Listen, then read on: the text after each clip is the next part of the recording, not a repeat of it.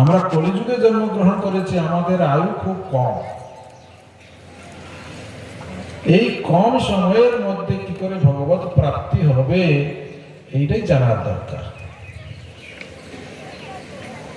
অল্প সময়ের মধ্যে ভগবত প্রাপ্তি, যেরকম আমাদের টেকনোলজিটা অনেক উন্নত হয়ে গেছে।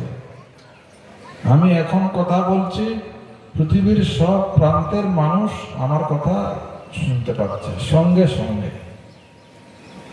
মহাপ্রভু চৈতন্য মহাপ্রভু যখন এসেছিলেন এটা কিন্তু ছিল না, তাকে নিজে গিয়ে গিয়ে প্রচার করতে হয়েছে। তাহলে আমরা টেকনোলজি যুগে আমরা কি চাইব, যত তাড়াতাড়ি আমরা ভগবানের কাছে পৌঁছে যাবো। এমন একটা কি জিনিস আছে যে সেটাকে গ্রহণ করলে আমি ভগবানের কাছে পৌঁছে যাব। সেই জন্য চৈতন্য